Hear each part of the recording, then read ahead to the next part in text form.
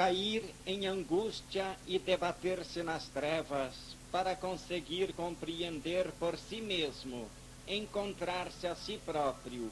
Isto era o que lhe impunha o método de ação do seu destino. Não pedia à vida mais do que paz, e de paz necessitava, no seu anseio de resolver o problema do conhecimento universal e particular. E ei-lo, jovem, com 2 patrimônios sobre os ombros, cobiçadíssima posição para qualquer um, mas criadora de grandes responsabilidades. Não tinha sede de riquezas, não tinha ambições. Ávido de bondade, sujeitou-se assim a contatos humanos que o nausearam até o desespero. Ele, que compreendia o jogo, devia sofrer a humilhação de passar por inepto, enquanto sentia que não o era.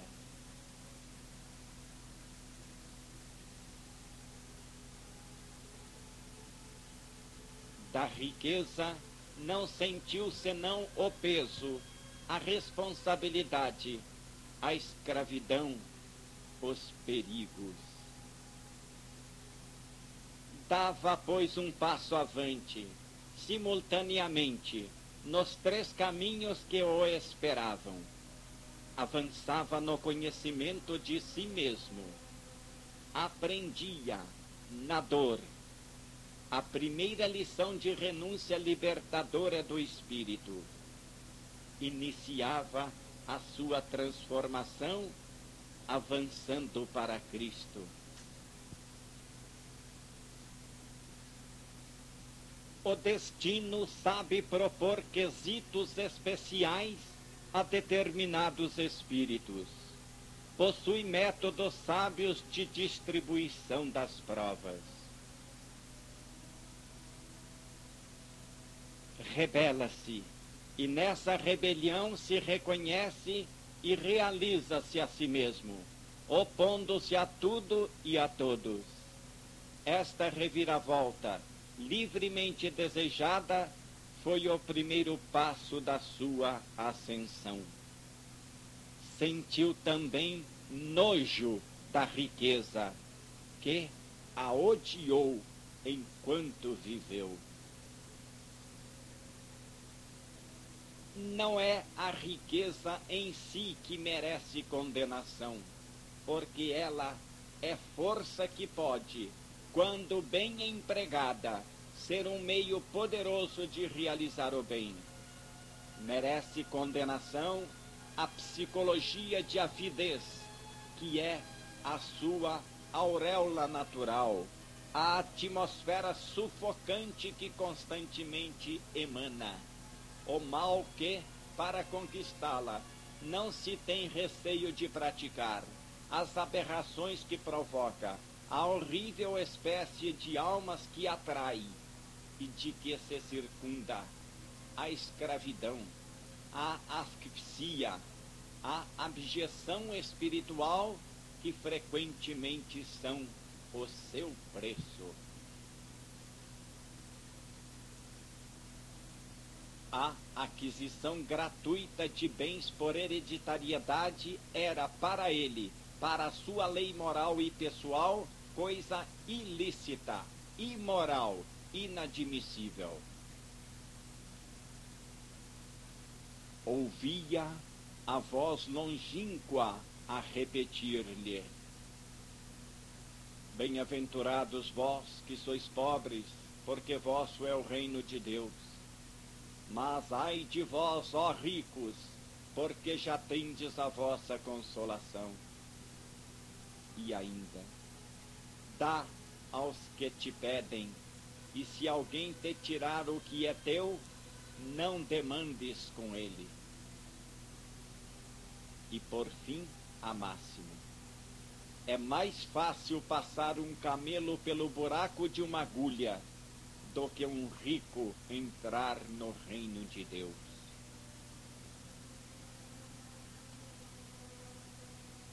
Não podia deixar de sentir a injustiça originária que está na base de toda acumulação de riqueza. Percebeu que a libertação de um patrimônio para atingir a pobreza franciscana era problema moral e material muito complexo em nosso mundo moderno. A mesma humildade que lhe pedia fraternidade o impedia de realizá-la com a sua feroz avidez, demonstrando-lhe como o mundo é pouco disposto a compreender tais sacrifícios, que, entretanto, tem a coragem de pregar e de pedir. Percebeu quanto é difícil para o indivíduo, no mundo estruturado em sentido oposto, saber resolver o problema da exploração econômica, sem provocar qualquer prejuízo.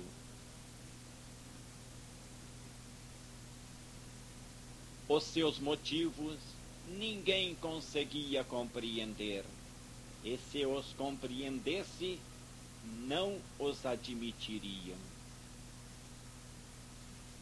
Bem longe de admitir a possibilidade de existir um honesto que afasta de si a riqueza por um senso de justiça, o mundo se arma de desconfiança contra o homem que, cheio de escrúpulos, tem muita pressa em se desfazer da riqueza.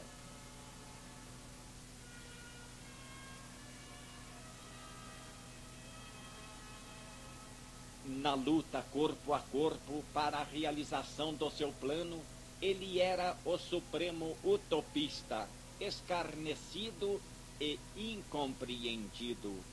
Essa foi a resposta bem clara que o mundo francamente lhe deu, segundo a sua lógica natural. Por certo, a sua forma de luta era muito diferente da que as leis da natureza humana impunham à terra.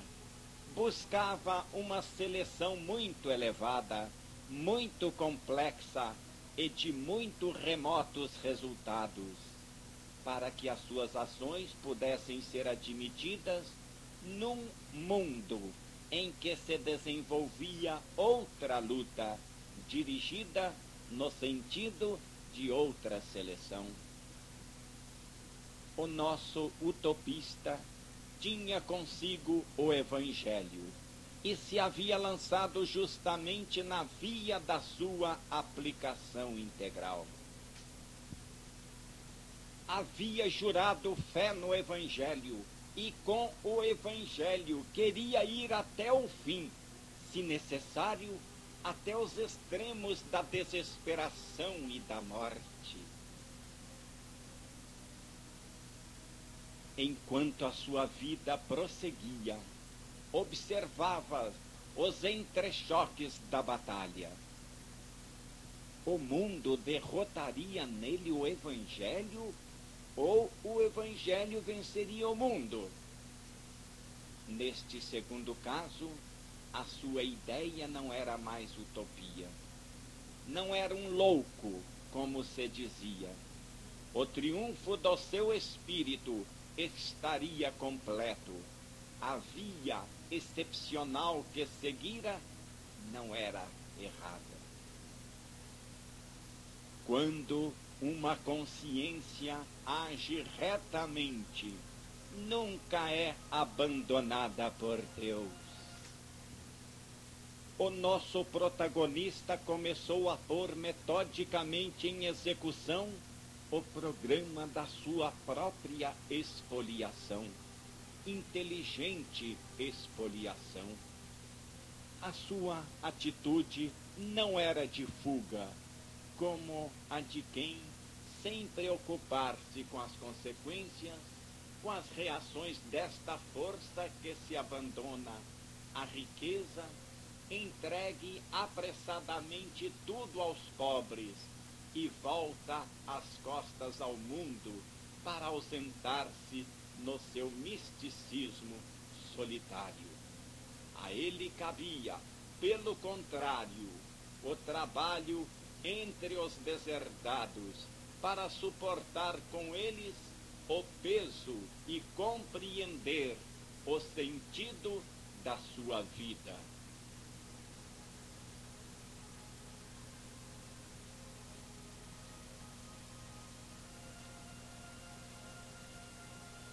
Ele, como cristão, não quis fugir ao cumprimento do seu dever, nem acomodar-se na passiva solidão contemplativa.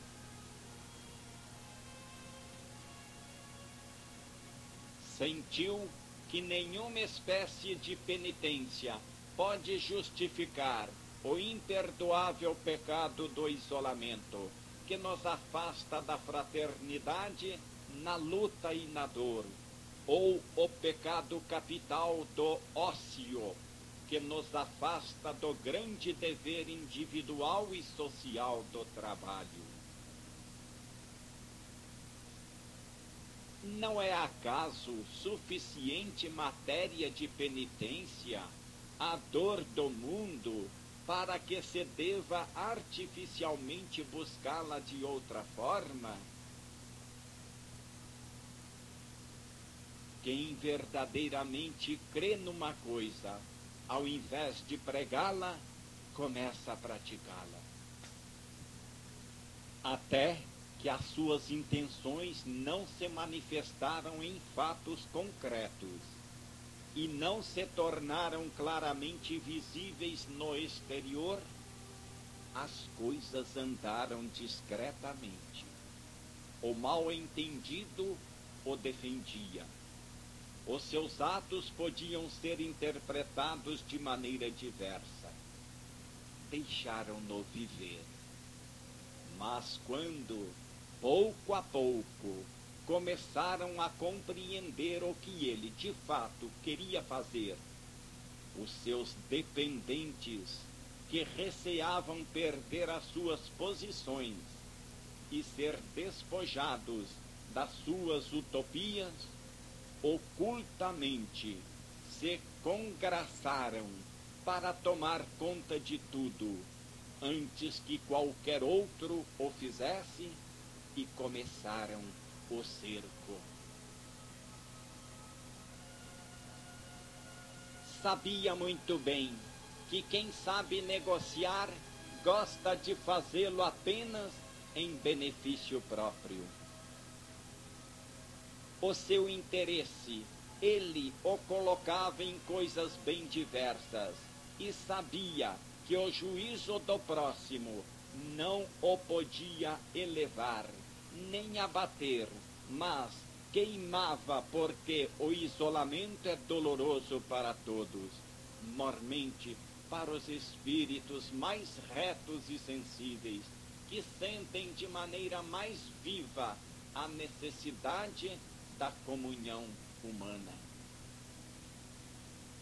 Tornou-se o imbecil, o alvo preferido dos críticos fáceis, triunfantes, sempre heróico diante de um vencido.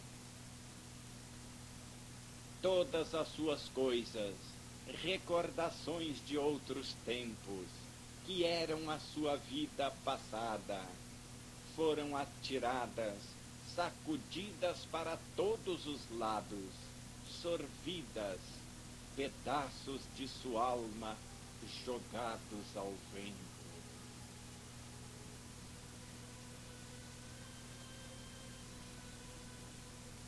Um outro fato agradava a sua posição. Estava doente.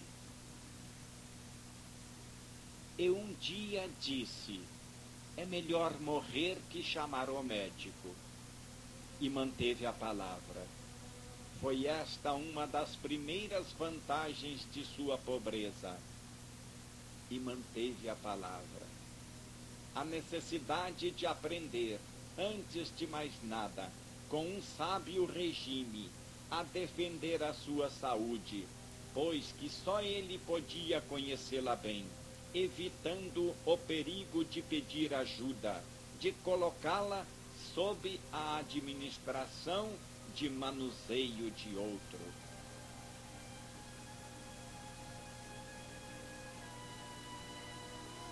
A vida é séria e dura. Cada um precisa saber defendê-la e discipliná-la por si mesmo. A tarefa da proteção da própria saúde não pode ser transferida a pagamento. As leis econômicas têm um limite e o dinheiro não pode tudo. A saúde será resguardada com a observância das leis biológicas que a outorgam. Não há troco de qualquer riqueza, mas apenas àqueles que a merecem. Desejava, antes de tudo, compreender-se. Seu sofrimento não o impedia de estar sempre ativo. No fundo de seu sofrimento estava o germe de suas mais poderosas criações intelectuais e morais.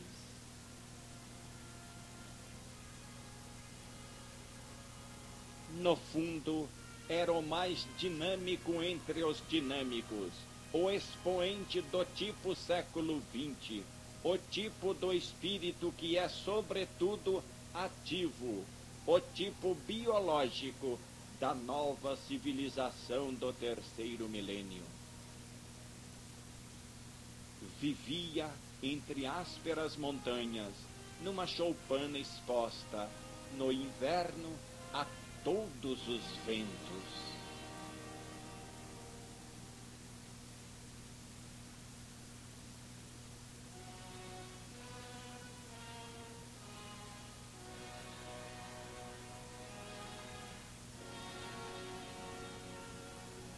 O centro de sua vida estava no espírito, com todas as suas maiores alegrias. Conceber, criar, conquistar, progredir.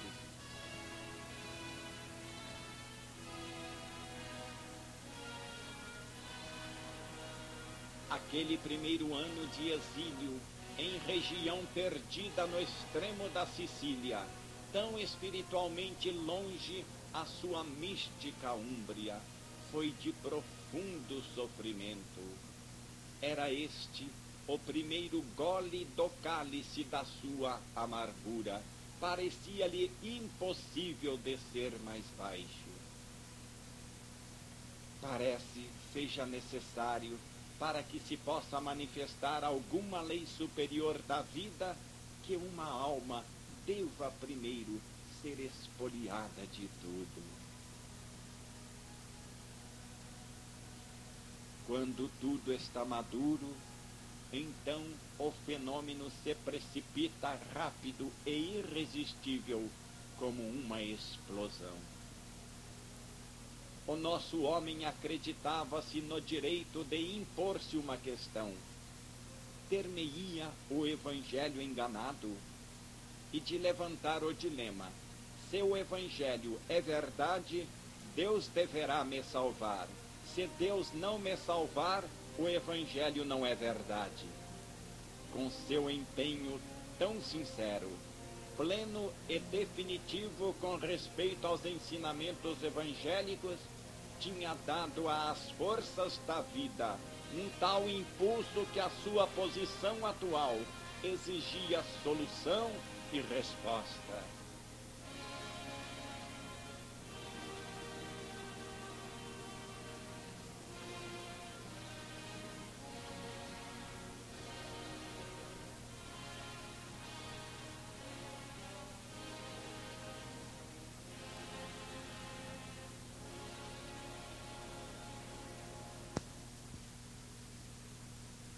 Gostava de se retirar para suas preces à solidão de uma colina rochosa, sobreposta à região, entre cardos e figueiras bravas.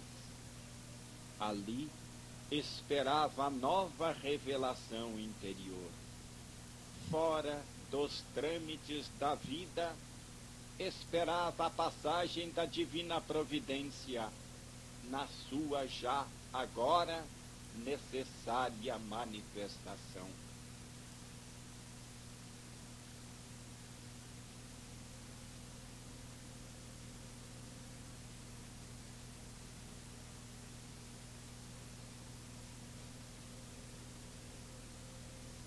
O acaso não constrói, não pode construir todo um edifício que traga uma fisionomia de evidente lógica.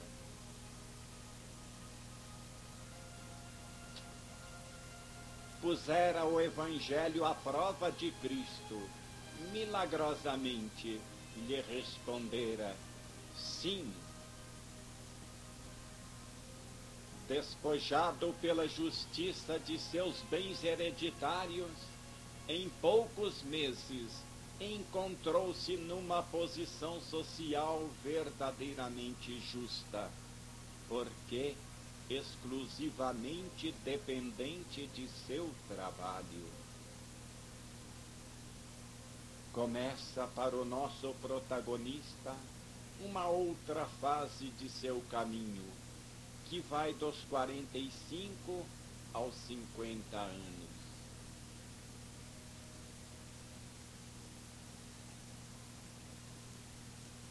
É sobretudo colheita, mas é também sementeira. É conclusão do período precedente, mas é também princípio para o seguinte, onde se desenvolverá aquele destino.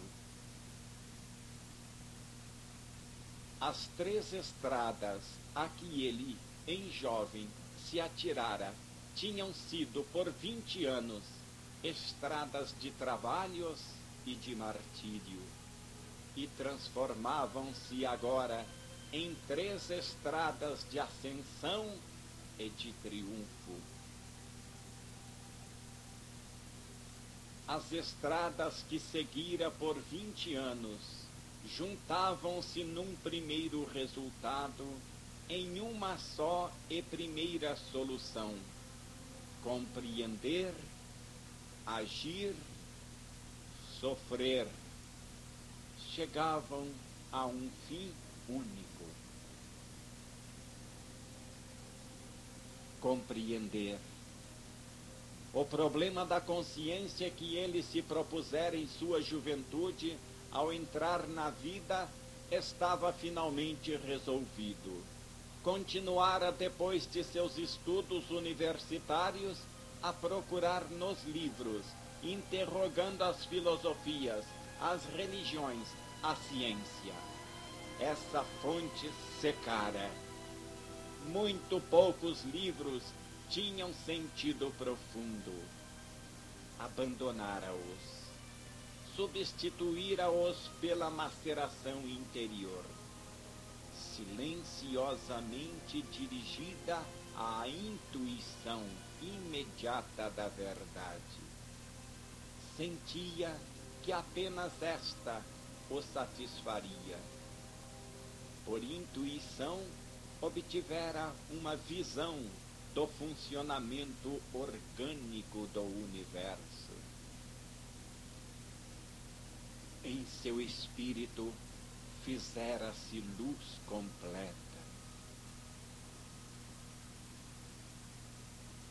Resolvera, ao menos para si, o problema do conhecimento. Como acontecera isso? Conseguira-o não seguindo os caminhos comuns de aquisição de cultura, mas um caminho bem diverso. Não enchera sua mente de erudição, mas conquistara um novo senso de compreensão, como um novo olho para ver, O conhecimento era para ele uma nova forma de consciência, resultante não do estudo, mas da maturação na dor.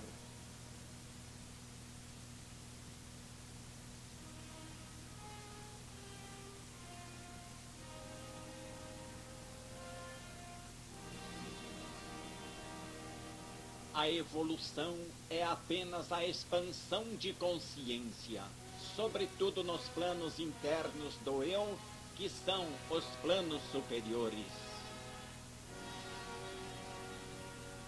Dentro da verdade, compreendera o significado do seu destino de expiação e de missão, adquirira a irrevogável luz do Evangelho e o seu direito de se fiar nela.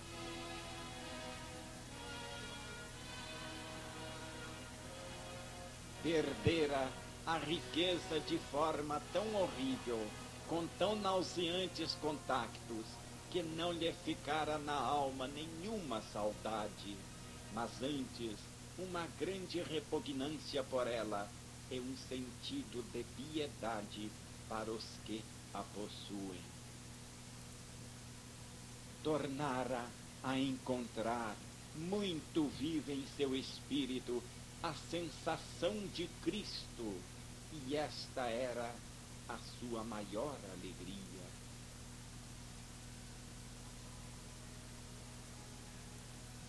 Via nitidamente traçada a estrada que tinha de percorrer.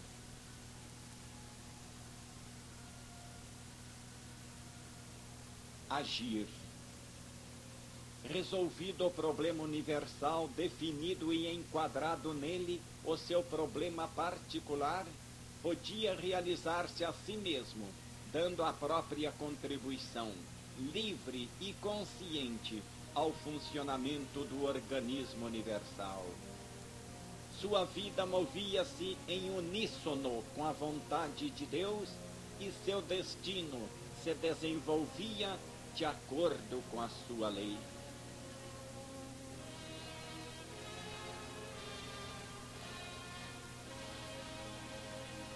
A realização do grande sonho da compreensão de tudo continuava, completava-se na realização daquela sensação das coisas divinas e da união com Cristo.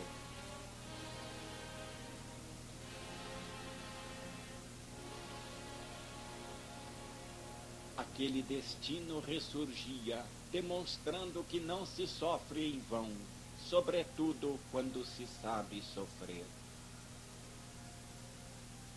Ele se harmonizara com o Criador, e todos os seus atos eram um hino de gratidão ao Criador.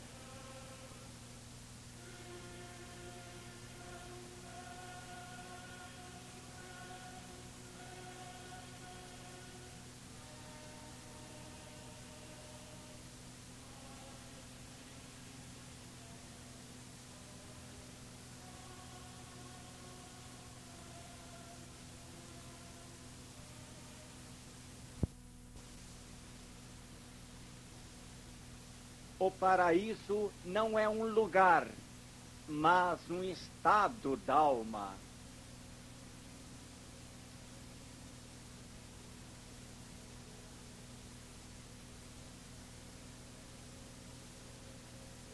Fora no mundo um desastrado, um inepto, e o mundo o condenara. Rebelara-se, destruíra as circunstâncias de vida que o ambiente tentava lhe impor. Afastara-as e agora encontrara a sua verdadeira vida, que não podia ser material, mas do espírito. Se não fosse a dor, que outra coisa teria a força de mover e fazer avançar o homem pelo caminho exaustivo da ascensão? Tivera que se triturar para conseguir superar a animalidade humana. O mundo não o podia aceitar, senão como um desafio. Seu vencedor é um assassino e o derrotado um mártir. O mundo não o compreende, senão tarde demais, quando o mártir for liquidado sem remédio. E o mundo lhe fará um monumento, mas não para glorificar o mártir, mas para sufocar os remorsos de tê-lo massacrado e para melhor poder utilizar-se em vantagem própria daquele pretexto de mérito e virtude. E ele, agora, aos olhos de toda a gente, vencera. Via que a glória não lhe dava o amor de seus semelhantes, sem a estima nem a satisfação de os haver melhorado. Lembrava-se de que os seus livros não lhe pertenciam mais. Pusera neles a sua própria alma.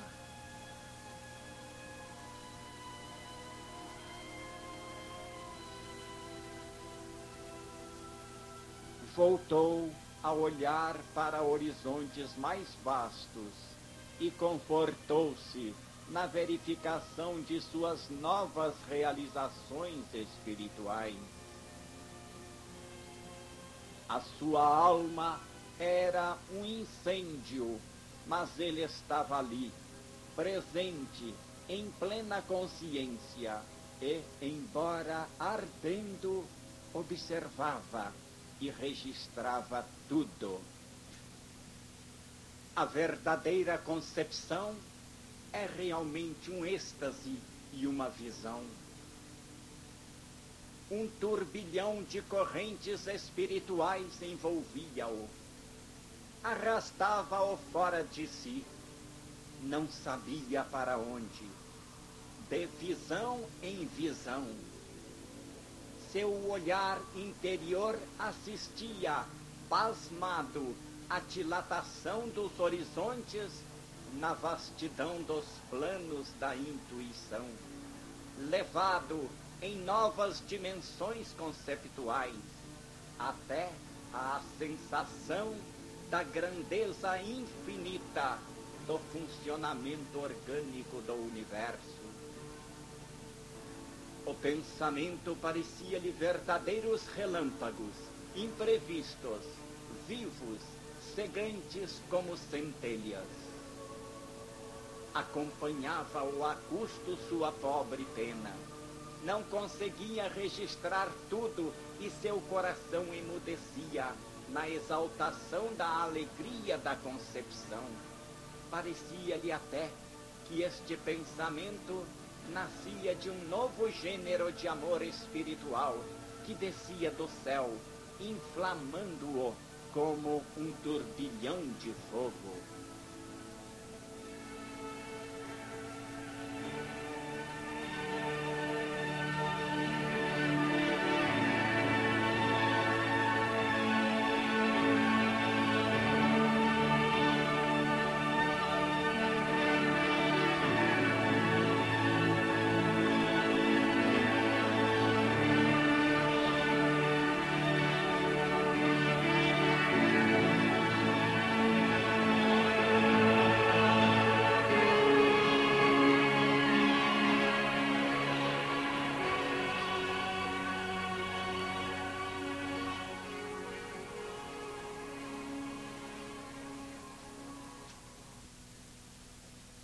A luz débil de uma lâmpada apenas corre rápida e sem rumor, como sem rumor correm as estrelas pelo espaço sem fim.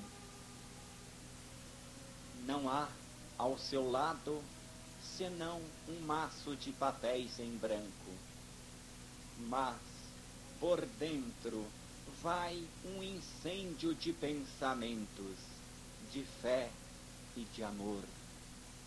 Certamente, lá do alto, o bom Deus olha e sorri, piedoso e benigno, porque um desgraçado, no fundo do inferno terrestre, levanta o olhar para ele e, cheio de fé, acredita que o sente e lhe obedece.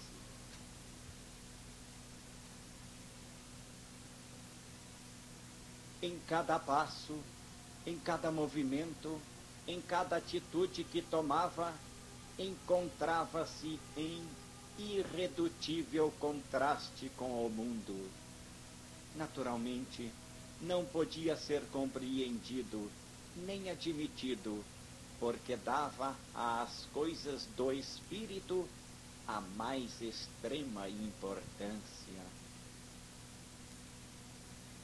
Movia-se não pela glória ou por vantagens materiais, mas para obedecer à imposição que derivava da compreensão de seu destino.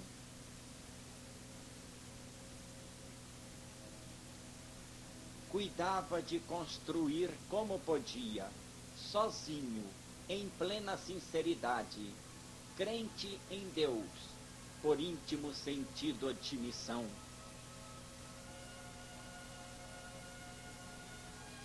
A sua grande festa do espírito, a sua exultante euforia, o florescimento daquele complexo destino durou 10 anos.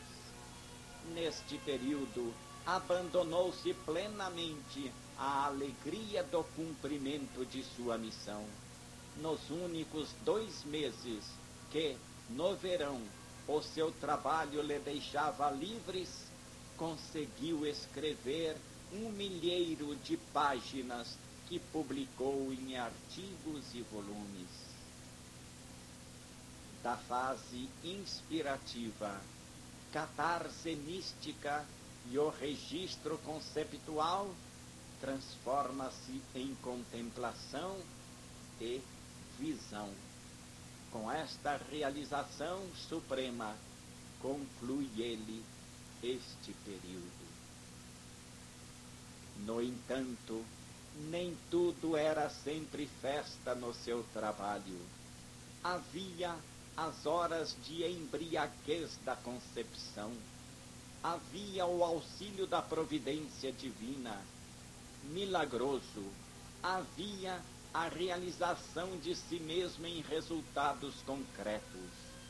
Mas havia também o cansaço do trabalho, as resistências estúpidas do mundo cego e inerte, o tormento de 1000 pequenas dificuldades que precisava superar por si mesmo. O nosso homem amava o trabalho eficiente, não as inúteis formalidades burocráticas. A perda de tempo sempre lhe parecia um crime. Na resistência cotidiana de uma vida simples e pobre, ele se temperava. Certas humilhações tinham a força de lhe aprofundar o pensamento e de lhe adoçar o julgamento de seus semelhantes, que são mais doentes do que maus, embora relativamente culpados. Evangelicamente, suportava e exercitava as virtudes da humildade e da paciência, desprezadas pelo mundo que exalta a força e a vitória. O seu trabalho desenvolvia-se no local de um velho convento. Às vezes, tinha de ficar trabalhando até tarde da noite para terminar qualquer serviço atrasado. Acontecia, com frequência, ter diante de si uma daquelas terríveis atas, prosa sem sentido, em que o superior examinaria, depois até as vírgulas. E tinha que preparar diversas. A mente fugia para todos os lados. Por dentro ardia um incêndio de pensamentos vivos, anelantes, que não sabiam ossificar-se numa ata.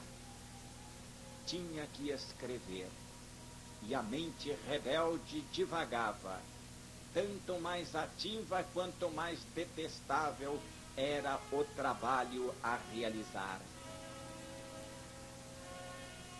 O edifício era frio, desolador, tétrico no silêncio e na solidão. Daquelas paredes nuas emanavam vibrações pesadas que lhe davam penosa sensação de tristeza. A pena parava e a mente divagava.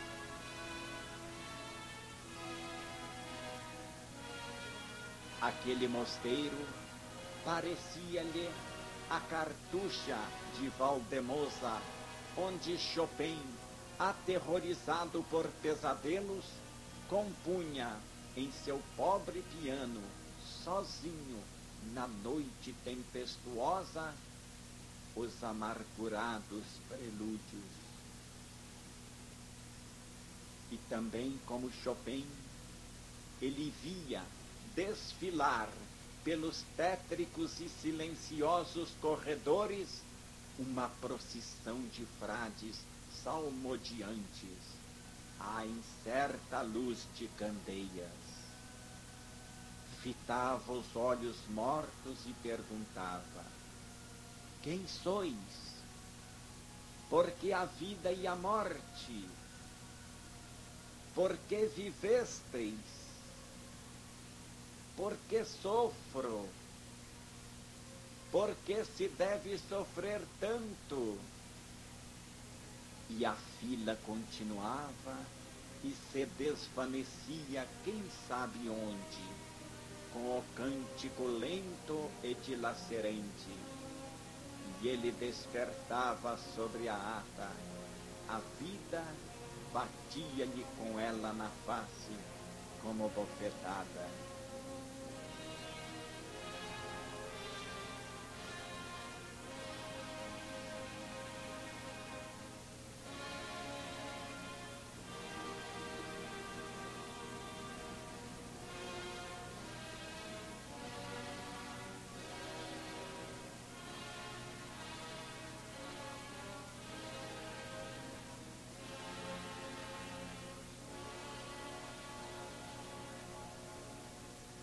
Voltava para casa tarde, seguindo caminhos escuros e solitários.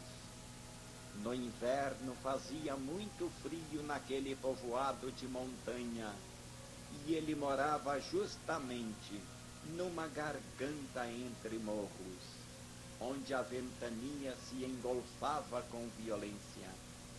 Mas o que ele temia eram os homens e não os elementos. Sua casinha estava situada entre ásperos esfolhos, aberta para o vale, onde dominava o vento.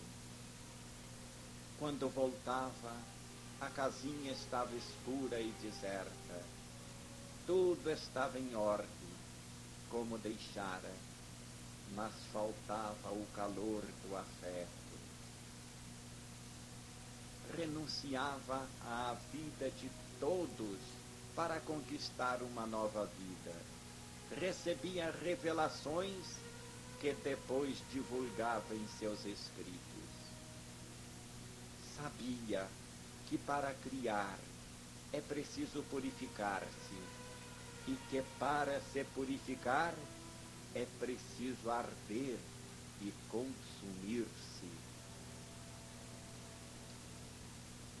Devia voltar as costas para o mundo para poder voltar a face para Deus.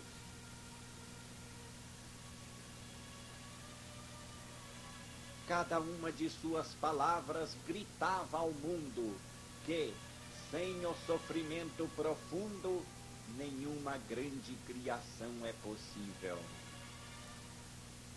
Assim, vivia em simplicidade, reduzindo ao mínimo para ser livre as necessidades humanas que servem à matéria. Nada é mais terrivelmente desapiedado que a inconsciência irresponsável. Só os maiores imbecis são capazes de cometer as mais atrozes crueldades e por isso mesmo merecem perdão. Perdoava e não deixava passar a ocasião de, em segredo, ajudar. Quando se encontrava diante da má vontade do próximo, dizia a si mesmo: quem deseja me fazer mal, não pode senão fazer-me bem. Só pode fazer mal a si próprio. Aquela voz era tão sábia, tão elevada, tão bondosa, parecia-lhe ouvir a voz de Cristo. Às vezes, o colóquio se fazia tão intenso, tão forte, aquele pensamento batia às portas de sua alma, que lhe parecia encarnar uma forma branca, luminosa e diáfana, que lhe recordava a figura de Cristo. E ele olhava e fitava os lineamentos feitos de luz. Às vezes, sentando-se à mesa, era tamanha a vivacidade da impressão da presença dessa figura, que ele, sem o querer, punha outro talher, como se tivesse um comensal.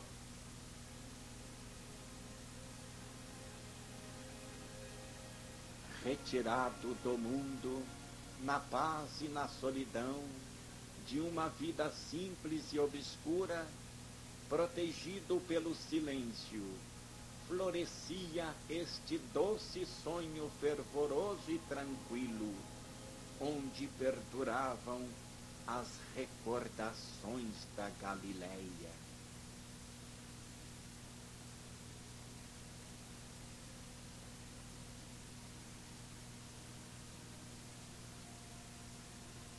Ninguém podia imaginar que tempestades se preparavam naquela serenidade.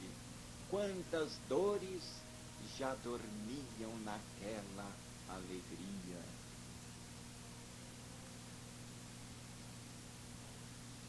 Ninguém podia imaginar Que tempestades se preparavam naquela serenidade. Quantas dores já dormiam naquela alegria. São necessários anos de silêncio, de vida oculta, para fazer um homem, prepará-lo, dotá-lo dos meios do combate. Uma tarde, voltando à pequena cidade onde vivia, tarde de inverno, sozinho, em carro de terceira classe, de um pequeno trem gélido e chocoalhante, acomodara-se sobre o duro assento, com a alma amargurada pela solidão, num pressentimento de qualquer coisa dolorosa que se preparava. Ninguém o esperava à chegada.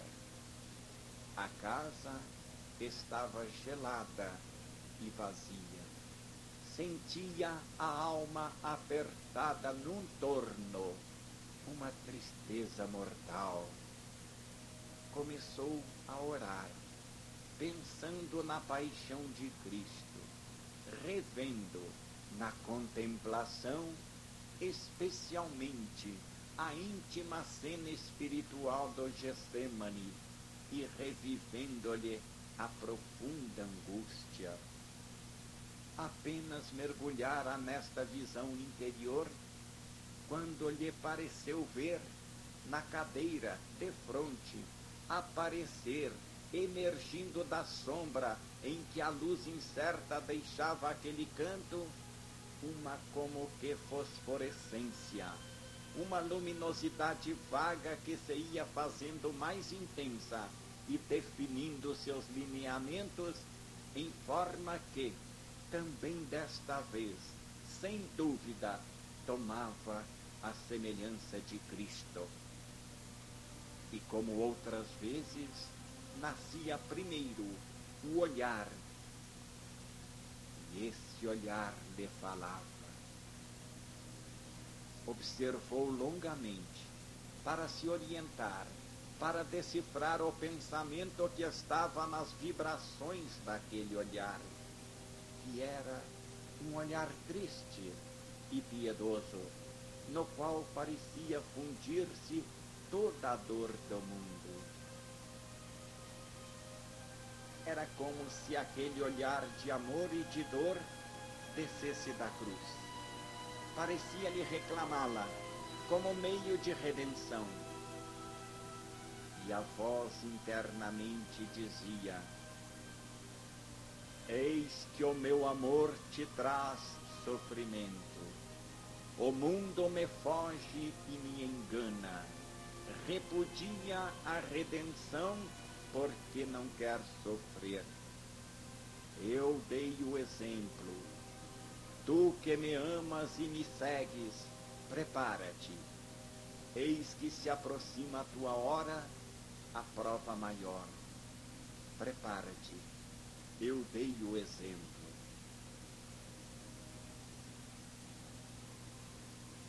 Há tantos tipos de destino, quantos são os homens? Os que estão destinados ao céu dizem que a terra é um purgatório, um lugar de sofrimento, e que a vida não pode ter outro valor ou significação além da redenção através da dor. E sofre, sabendo que sofre utilmente, numa dor consciente e construtiva. Este tipo de destino tem a sua meta além da vida, e nessa meta se realiza, permanecendo em irredutível contraste com a vida terrena. Trata-se, em geral, de almas caídas na terra para expiação ou missão.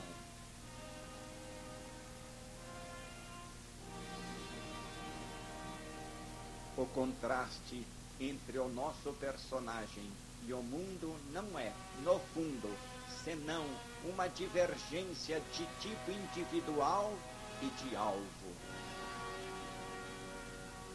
Este não é apenas um conto, é um estudo dos mais íntimos impulsos da vida, que para nós sempre assume um significado orgânico, lógico e profundo.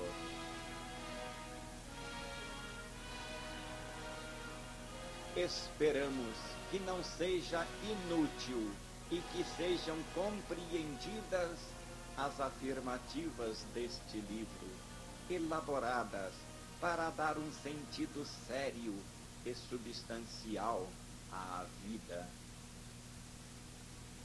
As leis da vida não veem se aquele desequilíbrio no seu plano se formou em vista de equilíbrios mais elevados e complexos que se hão de realizar em outros planos. A natureza não sente este gênero de escopo que a supera. O mundo ali estava para se vingar. Ele mexera com as leis de interesse humano. Tinha acusado em nome do bem e da verdade. A realização que para ele era máxima exigia uma compensação adequada. Aquele vértice era uma antecipação muito apressada de evolução, um desequilíbrio no equilíbrio das forças da natureza, agarrada não à renovação, mas à mais segura estabilidade das posições já conquistadas.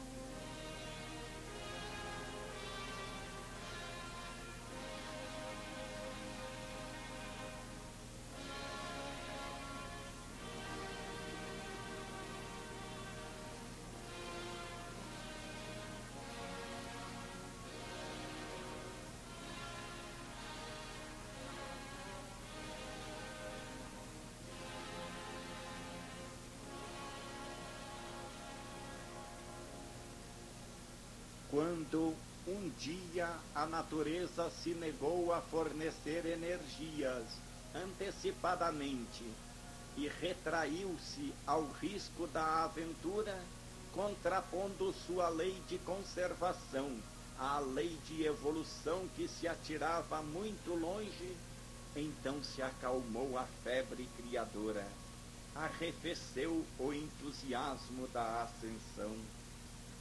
E para que ele não fosse queimado e sobrevivesse à alta tensão espiritual, caiu e a luz interior se apagou.